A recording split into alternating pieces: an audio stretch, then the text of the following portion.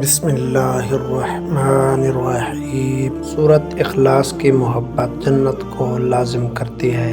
آج ہم آپ کو سورۃ اخلاص کے بارے میں بتائیں گے، نبی پاک نے سورۃ اخلاص کے بارے میں کیا فرمایا تھا۔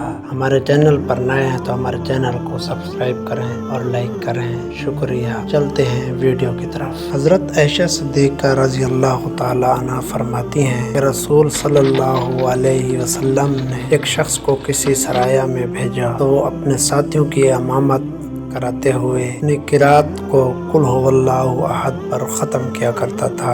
جب وہ لشکر واپس آیا اور لوگوں نے رسول صلی اللہ علیہ وسلم کی خدمت میں اس بات کا تذکرہ کیا تو آپ صلی اللہ علیہ وسلم نے فرمایا کہ اس سے پوچھو کہ وہ ایسا کیوں کرتا ہے۔ جب لوگوں نے اس سے پوچھا تو اس نے جواب دیا، اس لیے کہ اس میں رحمان و عز و جل کی تعریف ہے اور میں اسے پڑھنا پسند کرتا ہوں۔ تو آپ صلی اللہ علیہ وسلم نے فرمایا، اسے خبر دے دو کہ اللہ عز و جل بھی اس سے محبت فرماتا ہے۔ رسول اللہ صلی اللہ علیہ وسلم اپنے ایک صحابی کے ساتھ کہیں جا رہے تھے کہ آپ صلی اللہ علیہ وسلم نے کسی شخص کو سورۃ اخلاص پڑھتے ہوئے سنا۔ آپ صلی اللہ علیہ وسلم نے ارشاد فرمایا، واجب ہو گئی۔ میں نے عرض کیا، یا رسول اللہ صلی اللہ علیہ وسلم کیا واجب ہو گئی؟ فرمایا، جنت۔ گھر میں داخل ہوتے وقت سورۃ اخلاص پڑھنے کی فضیلت۔ حضرت جریر بن عبداللہ رضی اللہ عنہ سے مروی ہے کہ رسول صلی اللہ علیہ وسلم نے فرمایا، جس نے اپنے گھر داخل میں ہوتے وقت قل هو اللہ احد پڑھی، یہ سورت اس کے گھر اور پڑوسیوں کے گھر سے شر کو دور بھگا دیتی ہے۔ اللہ پاک ہمیں سورۃ اخلاص کی بکثرت تلاوت کرنے کی توفیق عطا فرمائے۔ جزاک